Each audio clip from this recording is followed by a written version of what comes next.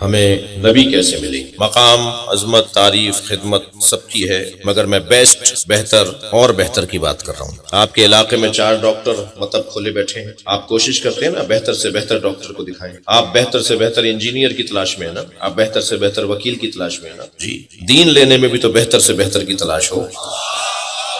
توجہ ہے؟ تو سب کا اپنا مقام، سب نے خدمات انجام دی ہیں، قربانیاں دی ہیں، مگر میرے مولا علی سے کسی نے پوچھا صف لنا یا امیر المومنین نبینا، امیر المومنین ہمیں نبی بیان کریں کہ نبی کیسے تھے، اور ایسے بیان فرمائیں کہ اننی نرا، گویا ہم دیکھ رہے ہیں، ہمیں ایسے نبی بتائیں گویا ہم اپنی آنکھوں سے دیکھ رہے ہیں۔ تو میرے مولا علی نے نبی کی صفات بیان کرنا شروع کی، فرمایا لکل عضو معجزۃ، اللہ نے نبی کے ہر عضو کو معجزہ عطا کیا تھا۔ منہ سر سے لے کر ناخن پا تک مولا علی نے شمائل مصطفیٰ کو بیان کیا کہ سرکار کی آنکھیں کیسی تھیں، سرکار کی ناک کیسی تھی، سرکار کے لب مبارک کیسے تھے، سرکار کے دندانے مبارک کیسے تھے، سرکار کے کان کیسے تھے، سرکار کے ہاتھوں اور پورموں کی کیفیت کیا تھی، سرکار چلتے تھے تو کیا ہوتا تھا، کھڑے ہوتے تھے تو کیا منظر بنتا تھا، کسی جانور پر بیٹھ جاتے تھے تو کیا ہوتا تھا۔ فرماتے ہیں نبی کسی جانور پر اگر بیٹھ جاتے تھے، مولا علی کا جملہ سنیں، لم یسن ولم یحرم، جس سواری پر سرکار بیٹھے نہ وہ کبھی بوڑھی ہوئی نہ بیمار پڑی۔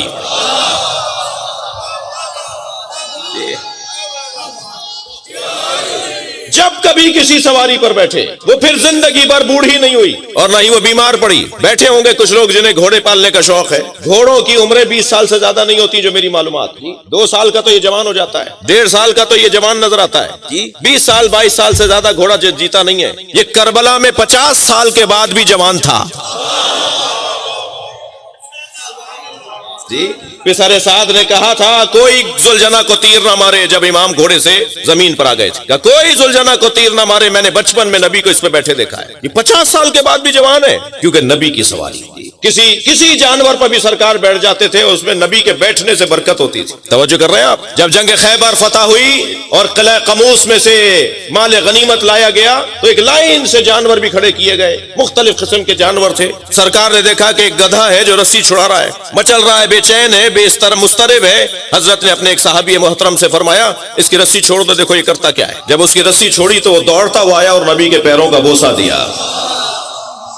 بھائی میں جو جملہ کہنے دیجئے، جو نبی کا ادب نہ کرے میں اسے گدھا بھی نہیں کہہ سکتا۔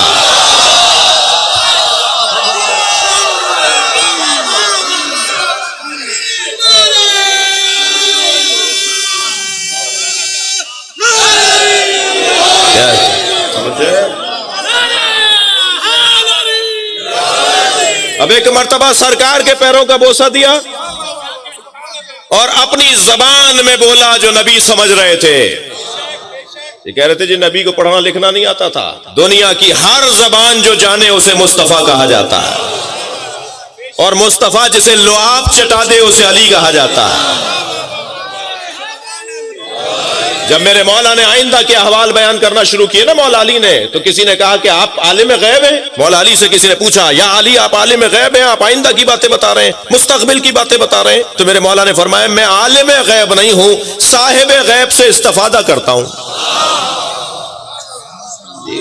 پھر کسی نے کہا کہ آپ نے اتنے لاجواب جواب دیے، 26 سوال سوچ کر آئے تھے کچھ لوگ اور سارے مشکل سوال، 6ٹھے سوال کے بعد بھول گئے کہ 7واں کیا تھا۔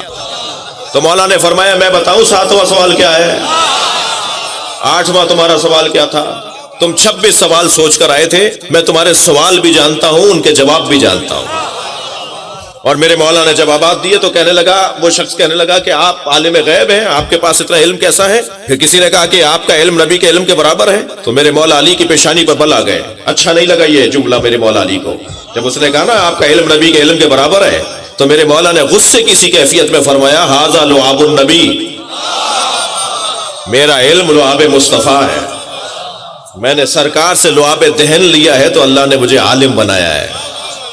اس درجے کا علم۔ ایک اپنی زبان میں بات کرنے لگا، سرکار سمجھ رہے تھے۔ صحابہ کرام نے پوچھا یا رسول اللہ یہ کیا کہہ رہا ہے؟ حضرت نے فرمایا یہ مجھ سے کہہ رہا ہے کہ میرے آباء و اجداد کی پشت پر نبی یا وصی نبی ضرور بیٹھا ہے۔ ایک مدت گزر گئی کہ ہماری پشت پہ کوئی نبی یا وصی نبی نہیں بیٹھا، آپ مجھ پہ کرم کریں یا آپ بیٹھے یا علی سے کہے بیٹھے۔ اللہ اکبر۔ میرے مولا نبی نے کچھ دیر اس پہ سواری کی، پھر حضرت نے تمام صحابہ کرام سے خطاب فرماتے ہوئے فرمایا میں اس کا نام یافور رکھتا ہوں۔ اس گدھے کا نام سرکار نے یافور رکھا۔ وہ نبی کے بیٹھنے کی برکت سے ایسا تھا کہ نبی اس کی پشت پر کوئی سامان رکھ کر فرماتے تھے فلاں صحابی کو دے آؤ، تو یہ اسی کو دے کر آتا تھا۔ فلاں میرے صحابی کو بلا کر لے آؤ، تو اسی کے دروازے پہ جا کر یہ آواز لگاتا تھا۔ جو نبی کی بات سمجھے میں اسے گدھا کیوں کہوں؟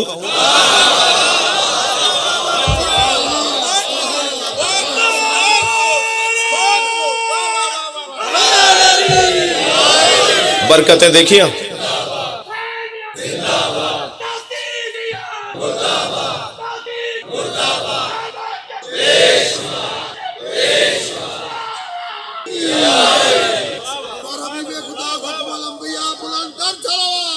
اللہم صلی علی، توجہ ہے آپ حضرات کی؟ اللہ آپ کو خوش رکھے، اللہ آپ کو آباد رکھے۔ تو مجلس تو ویسے ہی گلدستہ ہوتی ہے، در حسین پہ ملتے ہیں ہر مزاج کے لوگ، در حسین پہ ملتے ہیں ہر مزاج کے لوگ، یہ دوستی کا وسیلہ ہے دشمنی کا نہیں۔ تو یہ تو حسن ہی، اس اجتماع کا حسن ہی کچھ اور ہے۔ ہم تو مسجدوں میں مجلس ویسے بھی نہیں کرتے، ہم تو امام بار کا بنا کے مجلس کرتے ہیں نا، اس لیے کہ مسجد میں ہندو نہیں آ سکتا، یہودی نہیں آ سکتا۔ کل قیامت میں اگر ہندوؤں نے شکایت کر لی کہ ہم دین سمجھنے گئے تھے، مسلمان تو مسجد میں آنے نہیں دیتا تھا، تو آپ جواب دیں گے کہ ہم نے مسجد کے ساتھ امام بارگاہ بنایا تھا۔ یہ حسین کا خیمہ ہے، ہر آنے والے حر کے لیے کھلا رہنا چاہیے، کسی پہ کوئی تو یہ تو اس مجلس کا حسن ہے، اور کوئی ہمیں سمجھے کہ ہم کس مشکل میں ہیں۔ ایک صلوات پڑھے ذرا محمد و آل محمد۔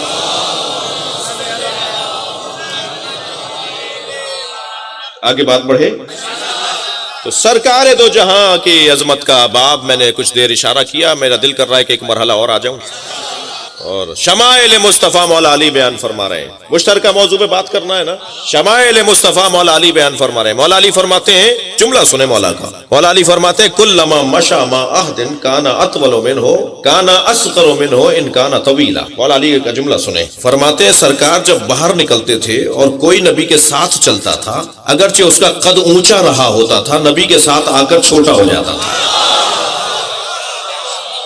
اللہ اپنے مصطفیٰ کا قد بھی کسی سے چھوٹا نہیں دیکھنا چاہتا۔ کیا حسن ہے، جس کے وجود میں اعجاز اور معجزہ ہو، جس کی چال معجزاتی ہو، جس کے لعاب دہن میں اتنی تاثیر ہو۔ بھائی جو لوگ کہتے ہیں ان کا بدن ہمارے بدن کی طرح تھا، میں ان سے مخاطب ہوں، تمہارے بدن سے بدبو آتی ہے، سرکار کے پسینے سے گلاب سے زیادہ اچھی خوشبو آتی ہے جی۔ تمہارے بدن کی رطوبتیں نجاستیں ہیں، سرکار کے بدن مبارک میں طہارتیں ہیں۔ تمہارے بدن کی طرح تھا، تمہارے بدن کا تو سایہ ہے۔ سنی شیعہ نے لکھا ہے نبی کا سایہ نہیں تھا، اور مجھے جملہ کہنے دیجئے، جس نبی کا سایہ نہیں تھا اسی کے سائے کو علی کہتے ہیں،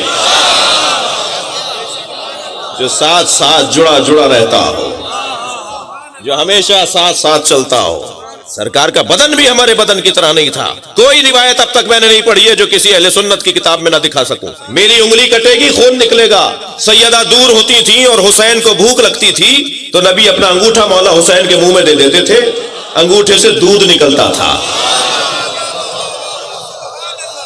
جی ایک دن میرے مولا حسین کے دہان مبارک میں میرے مولا نبی نے انگوٹھا دیا، اس لیے کہ بھوک لگ رہی تھی، تو امام حسین دودھ لے رہے تھے اور بہت ہمک کے دودھ پی رہے تھے، تو دوسرے ہاتھ سے سرکار نے پیشانی پہ ہاتھ رکھا، فرمایا حسین آرام سے پیو، یہ اللہ نے صرف تمہارے لیے بنایا ہے۔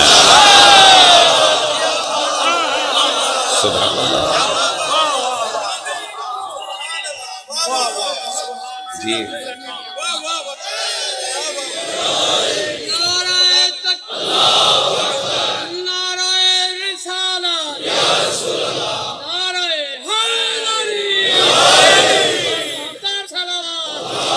اللهم صل على